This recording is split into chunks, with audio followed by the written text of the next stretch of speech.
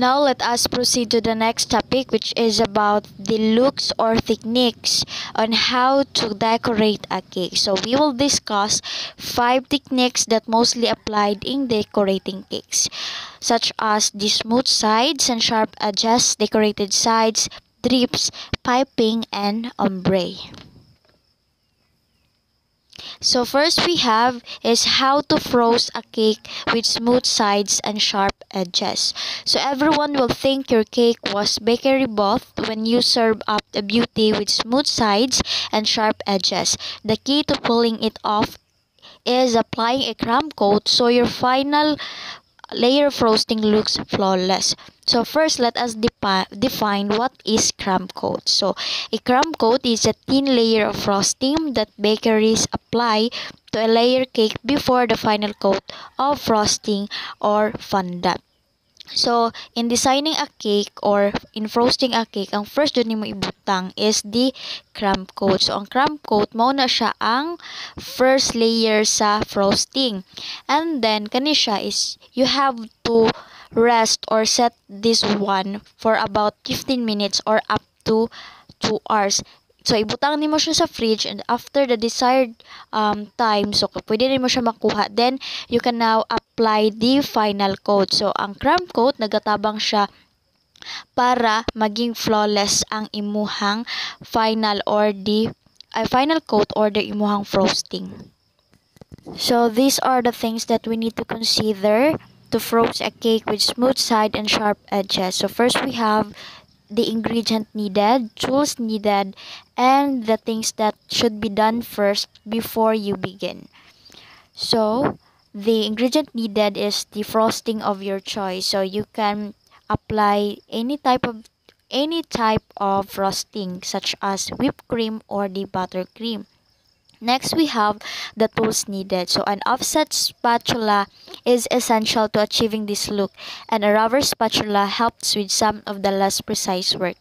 A cake turntable and a cardboard cake round are nice to have but not essential. So, para ma-achieve nimo ni siya na goal, or para ma-achieve nimo ang smooth edges and sharp edges sa cake or sa pag-apply sa frosting, so you can use offset spatula and rubber spatula, and you can also use turntable and cardboard cake round, but dili siya kanang necessary jud na gamiton nimo, but gina-encourage siya na mo gamit para mas madali lang sa atua. Next is the things that should be done first before you begin. So, you have to apply your crumb coat and allow it to set. So, before ka magbutang sa imong final frosting, so kailangan pa jud nimo ibutang ang crumb coat. And dili pod ka nang pagbutang sa crumb coat is imuhanda yung butang ang final coats. As what I have said, kailangan pa nimo siya i-set or i-rest ang crumb coat bago nimo butangan sa final coat. Okay, so these are the steps on how to, or are the procedures on how to frost a cake with smooth side and sharp edges. So you have to spoon or scrape frosting into the center of the cake top, then use your offset spatula to begin spreading from the center. Once the top is covered with a sufficient layer of frosting, use your offset spatula to smooth off the top. So first, you have to put the frosting into the center of the cake top, and after that, if mabutang na nimong frosting sa top, then you can use an offset spatula para ma-spread to ang frosting sa top, and then if ma-covered na siya ang sa top, then after that, pwede na nimo butangan na pod sa lid. So, begin applying frosting to the sides of the cake. Be generous and don't worry about being overly precise. Your object is to make sure there's enough frosting on the sides to cover them. So, as what I have said, so pag mabutang na nimo siya sa, if makover na nimo tanan og frosting na sa top, then pwede na po ka magbutang og frosting dito sa kilid, na dapat i-make sure nimo na makover siya tanan og frosting. The third one is once you've covered the sides, take your offset spatula and hold it vertically against the cake. Begin scraping lightly to smooth frosting, creating an even layer. So you may need to stop and wipe off your spatula as you go. If you have a revolving cake stand, keep the hand holding the spatula in one place and spin the stand. So the third step or the procedure is you have to use your offset spatula para maging even ang layer sa imuhang frosting. So if magamit ka og cake stand, pwede ra nimo siya i-spin para dili lisod. I-spin ra nimo ang cake stand and then i-plaster nimo ang offset spatula vertically. So pag tuyok nimo ana sa cake stand, maging even na ang iyahang layer. The second step is how to decorate the sides of your cake. So a sweet or salty ring or skirt of decorations can really make your cake pop. The key to pulling off this technique is working while your frosting is still fresh so the decorations stick. So in decorating the sides of your cake, you can apply any decorations. It depends on you, such as a chopped chocolates, peanuts, or even kanang mga sprinkles. So, pwede mo na siya magamit as a decoration.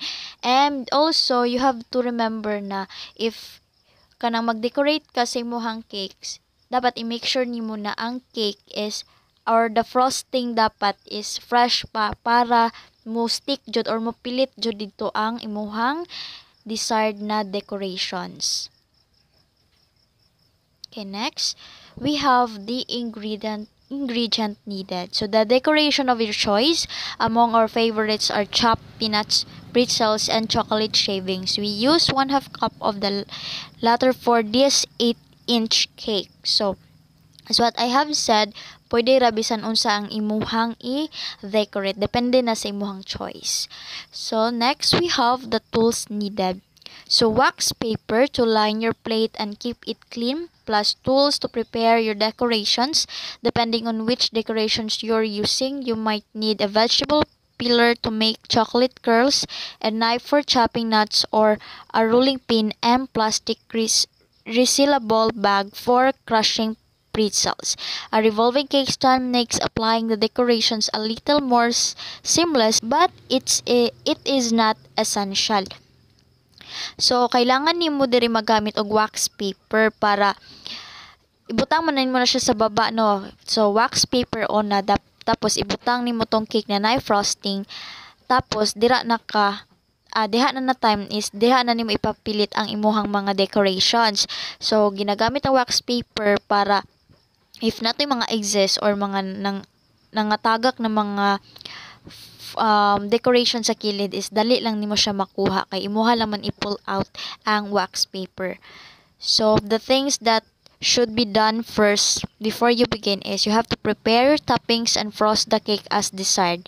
The smooth sides and sharp edges techniques about looks beautiful when decorated.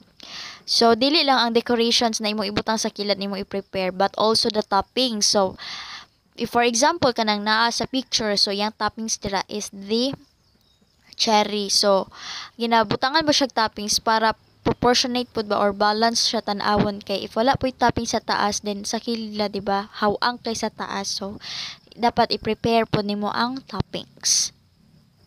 These are the steps on how to decorate the side of your cake. So first, prepare your serving plate. You won't want to move your cake after taking such care decorating. So line the plate with 4 strips of wax paper, then set the cake on top. The paper will catch excess toppings and can be easily pulled away without disturbing the work you've done.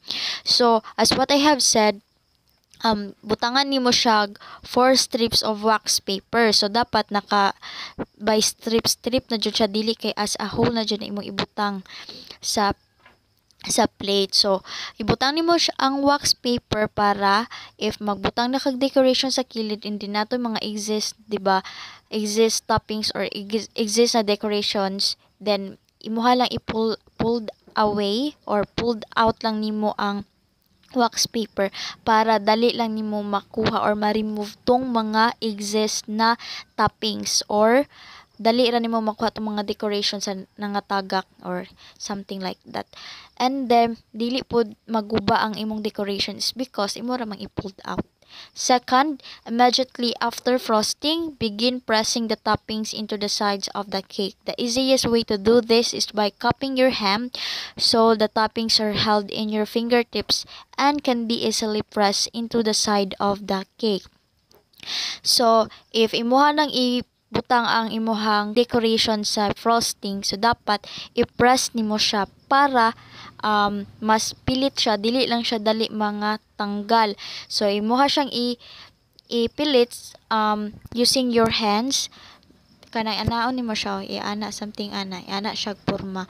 So using your hands imo siyang ipilit and then i-press nimo siya. I-press nimo siya para dili dali mga taktak or mga tagak tong imuhang gi-decorate sa frosting.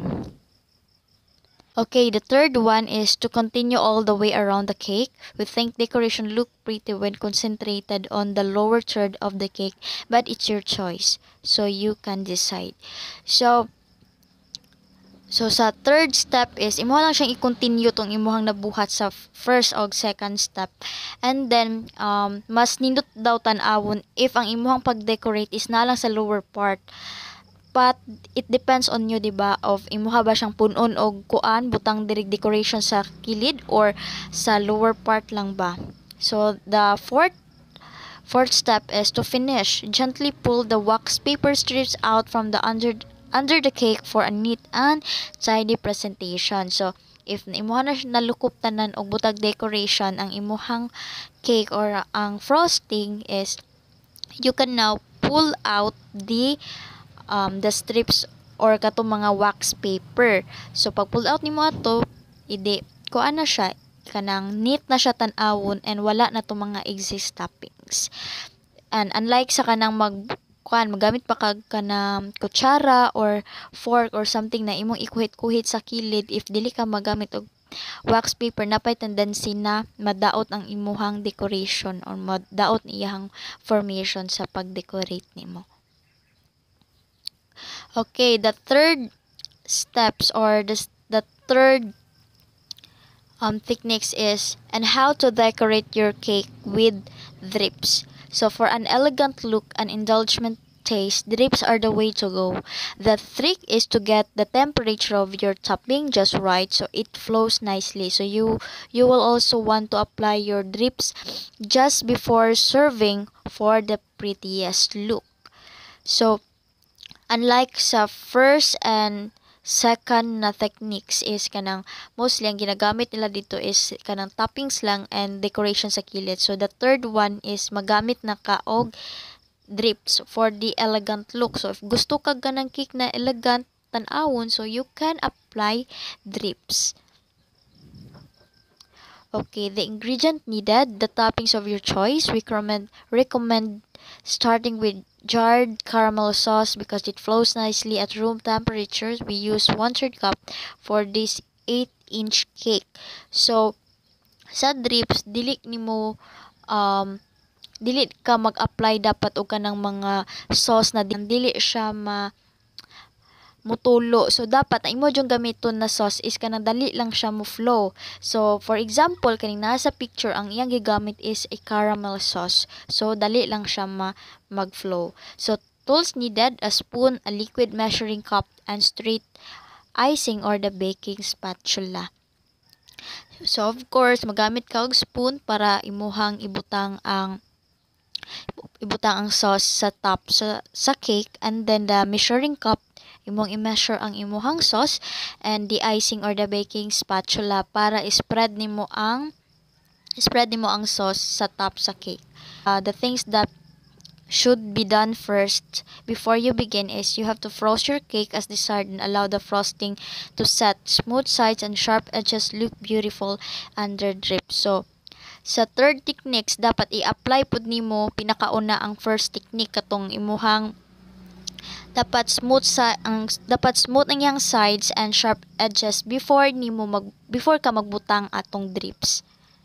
Okay, so these are the steps or procedures on how to apply drips on a cake. So first, prepare your topping, pour into a liquid measuring cup. Then the spout will give you more control. So of course, you have to prepare your topping. Kato imuhang sauce. For example, the caramel sauce, then ibutang nimo siya sa imuhang liquid measuring cup. Second, try test drip. Spoon a bit of topping onto the edge of the cake. If you like the way it flows, it's ready to go. If not, give it a stir and try again. If it's still not ready, microwave for a few seconds, but remember you want to avoid warming it too much or it will melt your frosting. So, dapat before nimo ibutang tanan ang katong sauce sa top sa imong cake, dapat magtesa ka, magbutang sa kagamay. If mutulo gani siya, like kanang mo flow lang siya, na dili pud over na kanang mo flow na pud siya tanan. If kanang hinahinay lang iyang pag-flow, it means okay siya. Pero if dili, pwede nimo siya i-microwave, but dili nimo siya pasubraan og init. Kay if pasubraan nimo og init, then ibutang nimo sa imong cake, na ay tendency na malanay ang imuhang frosting. So dapat kanang tama-tama lang, and also ang iyang pag-flow is tama-tama ra pod, na dili siya kanang pag-flow niya is adto na siya sa kilid tanan or sa baba sa cake. So kay naay tendency na kanang hugaw tan-awon ang imuhang drips. So the third one is add topping. So begin pouring the topping into the center of the cake. Allow it to spread for a few seconds. Then use your straight spatula to gently coax the topping toward the edges of the cake, where it will drip down the sides at its own pace. Try to use a few strokes as possible to keep the top of the cake smooth and pretty. If using caramel sauce, we'll have to finish the cake with a sprinkle of flaky sea salt. So, after di mo matest, then okay ang imuhang sauce, then you can pour the sauce sa top, and then you can use spatula or the straight spatula para spread siya. And then pag spread dapat imo siya ipalapas sa katuganing edges sa imuhang cake, para pag spread is makover niya ang sa top, and then i-allow nimo siya na mutulo. So dapat pod pagtulo na niya is dili pod siya kanang pantay jud na like tulo ana tanan kanang pareha og kanang pareha good og siya og size sa pagtulo or height siyang pagtulo. Kay dili na pud nimo ma-appreciate ang iyahang design or iyang pagka, or dili nimo ma-appreciate ang drips. So dapat kanang kuan siya, creative pud siya na pagka tulo or pagka flow.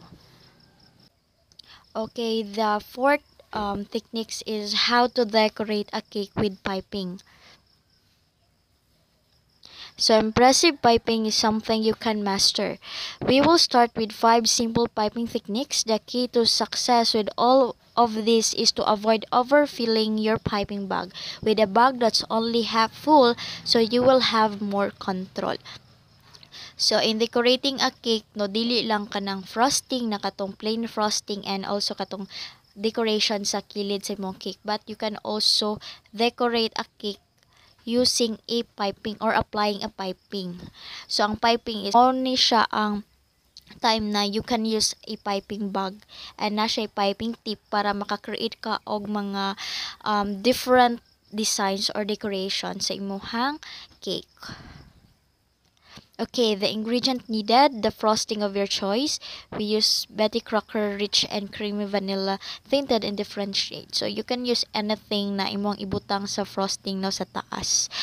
And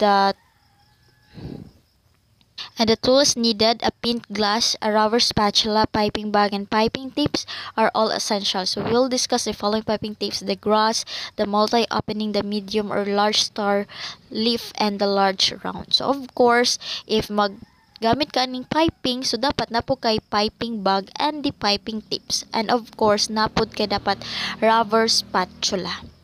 So the things that should be done first before you begin is you have to apply a first smooth layer of frosting as desired. So sa 4 techniques, dapat imo pong i-apply ang first technique, which is katong naay dapat smooth layer and frosting. Kay diha man pod mahimo siyang base sa imuhang gipang pipe na kanang frosting. So kay if wala man po frosting, di ba, wala siya mahimong walay makabitan ang imuhang gipang design. So dili siya po tan-awon. Di po siya nindot tan-awon if walay frosting daan or smooth layer of frosting before ka magbutang og piping. So, good day class. So now let's proceed on the steps on how to decorate cake with piping. So first, fill your piping bag, insert the piping tip into the bag opening. So then stand the bag up inside a pint glass and fold the sides of the bag over the rim of the glass. So use your rubber spatula to fill the bag with frosting until it's half full. Twist the top to close. So before ka mag prepare sa imong piping bag, isulod pa to nimo ang katong murag ang tip. Then before that, after that, mogamit ka og spatula para imuhang sudlan og pang frosting ang imuhang piping bag. So second step, pipe. Hold one hand at the top of the bag. Use the other hand to guide the tip as needed. Apply pressure from the top. Stop applying pressure when you want to finish the shape. Practice on a piece of wax paper before you begin. So most of the time you be holding your bag at either a 90-degree or 45-degree angle to the cake. So sa paggamit na og piping bag, ang isa nimong kamot is naa sa tumoy sa piping bag. Then ang isa is naa sa taas. Bali mo na siya ang guide nimo para dili nimo siya makalitan og pislet, then makontrol nimo ang paggawa sa imong frosting. Then dili nimo kayo siya pisliton para if hapit na kamo man sa imong pag-design sa imong cake is dili na siya mo agas ang imong piping bag. So next is use a medium or large star tip. Pipe a tight circle starting with the inside and working out. Stop applying pressure before lift the tip but keep guiding the frosting. So this will help the tail end of the rosette lay down rather than stick up once the shape is completely lift the bag. So there are different types of tip. So na siya large star tip, na siya round, and naapod siya kanang grass tip. So we have a different types of tip. So depende sa imong design class if unsa na tip ang imuhang angayan sa imuhang pagbuhat og cake. Next is use a lift tip. Apply short bursts of pressure, then stop. Move your tip in a line to complete the shape. So naa siya left tip. So og magamit ka og left tip class is dili kini mo siya pisleton og kanang guton mo siya pislet because ang imuhang design man is left tip para ang design is mapurma gyud siya left tip or kanang mag-design kag dahon-dahon sa imuhang cake. Next is use a grass tip or multiple opening tip. Apply a short burst of pressure to keep the grass from getting too long. Release pressure, then lift up to finish a clump. Pipe glass clumps close together. So napod siya grass tip class. So as you can see to the picture, muna siya ang grass tip. Gagmay-gagmay ang bangag. Then if mag-apply ka ni siya na tip class, is dili pud nimo siya kayo pislito lang imuhang piping bag. No? Pag pislit mo sa piping bag is imo siyang arsahon para mapurma gyud siya dahon or grass ang imuhang design sa imuhang cake. Next is to pipe a star or a star flower. Use a medium or large star tip. Hold the bag up straight. Apply pressure. Stop and lift up to finish its shape. So parehara siya sa grass tip class, no? Dili kay mo siya pisleton og tama na imong piping bag, then imo siyang arsahon para mahuman or para mapurma siya og star flower, no? So next is the pipe a dot. Use large round tip with your top hand. Apply more pressure to create a large dot and less pressure to create a small dot. Stop applying pressure and lift up tip to finish. So diri sa round tip class is magdepende ka unsa kadak-on sa imong dot, no? So naay klase-klase na kadak-on sa bangag. So as you can see to the picture, na siya 2, 3, 4, 7, 8, 9, napod siya 12, 2A, 5, 5. So depende sa imong unsa na kadak-on sa bangag sa imong design sa imong cake. Then if you apply the round tip is mas kusog ang ihang pressure sa pagpislit sa piping bag para mas dako pod og dot, no? Depende sa bangag sa piping tip na imuhang gamiton. So now let's proceed on how to give your cake an aubrey fade. So this magical look is much easier than you might imagine. So sa inyong pagtanaw sayon siya, but sa pagbuhat ani class is like maglisod yun mo if baguhan pa mo. So the only trick is to again avoid overfilling your piping bag. If you're using plastic piping bags, it's helpful to prepare bags before you begin, so you don't have to push, no? So mas advantage ang paggamit og plastic piping bags kaysa sa other piping bags, kay ang plastic magod class is like humok siya, then reusable ang piping bag. So ingredients needed: frosting and food coloring. So when we say frosting, muna siya katong icing or muna siya ang imuhang isulod sa imuhang piping bag.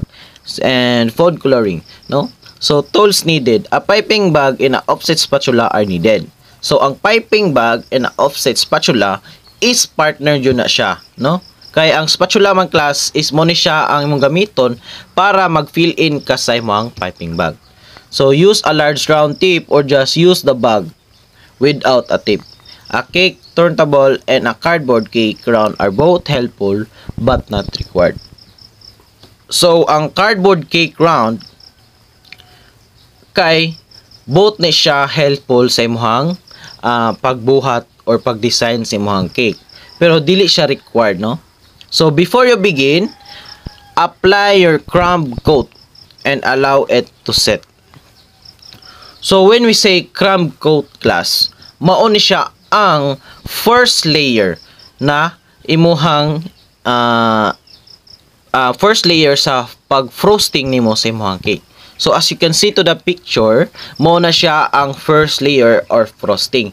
Wala to na nimo siya mogahay, depende sa minutes na imong kailangan para maka-final, no, maka-final na ka og design sa imong cake. So steps. Number 1, start by tinting your frosting. You want 3 colors and you need more of the lightest color as it will be used to cover the top as well the part of the sides. So if you want some tinting inspiration, check out how to color frosting like a pro or play around with a pastel color palette. So so sa step 1 class, no, need yun nimo og different colors. So in order you to emphasize, no, sa design sa imuhang cake.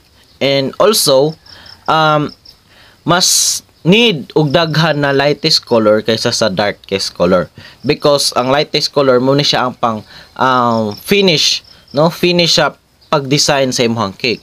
And also ngano need siya to look a color because lain mo gud siya tanawon class if ang imuhang cake is like puti ra tanan na ba or pink ra tanan, so dili siya kanang dili kayo siya nindot or dili kayo ma-emphasize ang design sa imuhang cake.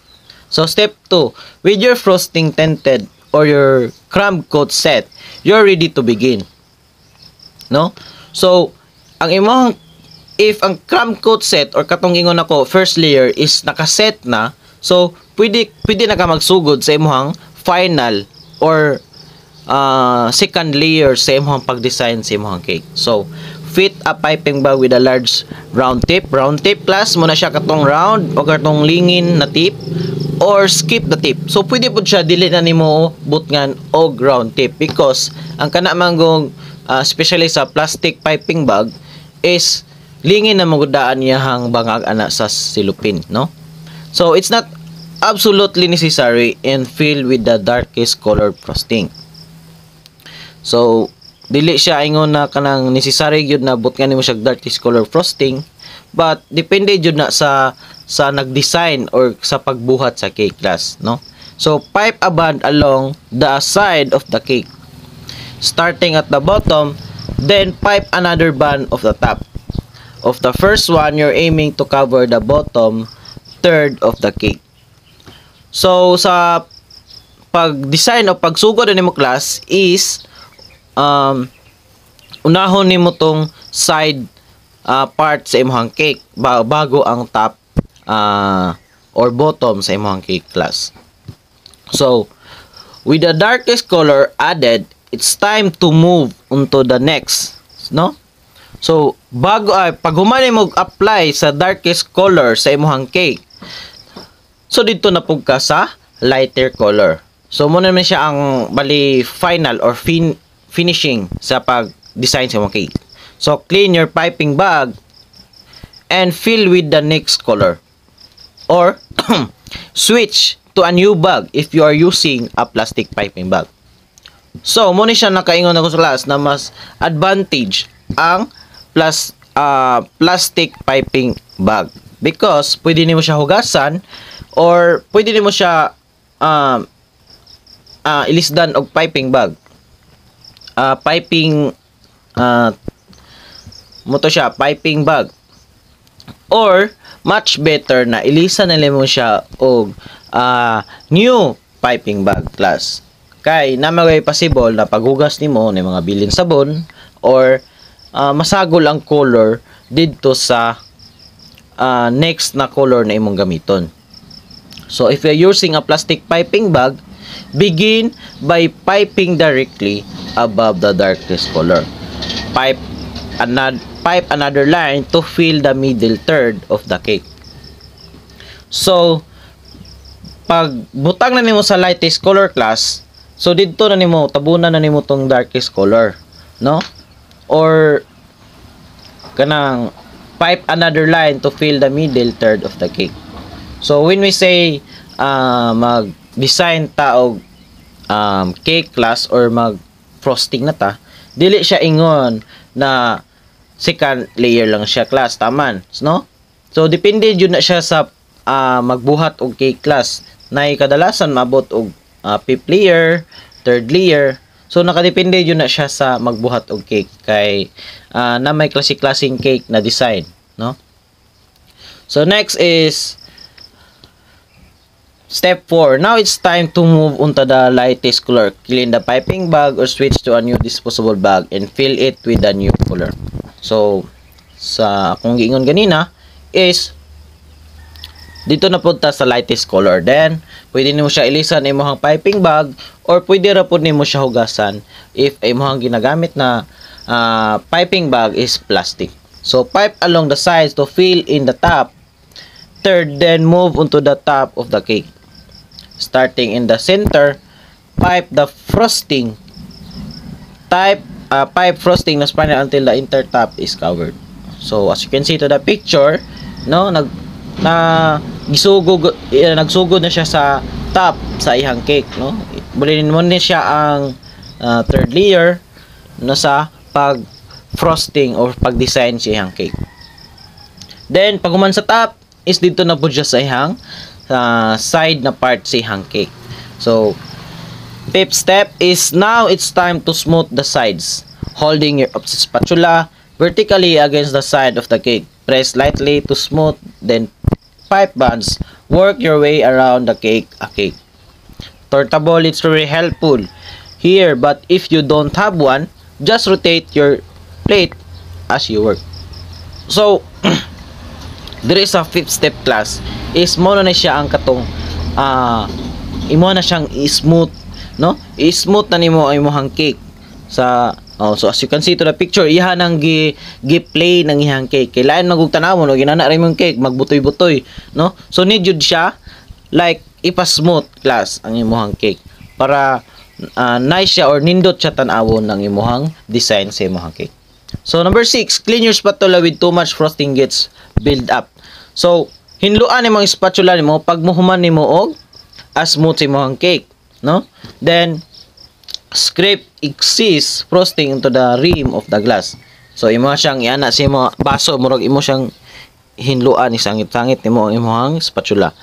Then dip your spatula in water and wipe with a towel. So mo siyang ihumuli sa tubig imong spatula, then trapuhan nimo og towel. So keep working around the cake until the sides are smooth. So hinluan nimo siya class imong spatula if daghan nipilit sa iyahan na icing or katong frosting na sa imong design. Then imo na po siyang i-smooth, then hantod perfect na jud siya na hinlo or neat na jud ang imong cake. So keep working around the cake until the sides are smooth. You might end up with a ridge of excess frosting at the top of your cake. Simply scrape that on the top. So pag man nimo sa side class, dito na po ka sa top nimo, smooth na po nimo class. So next is number 7. Smooth out the top by holding your clean offset spatula horizontally against the top.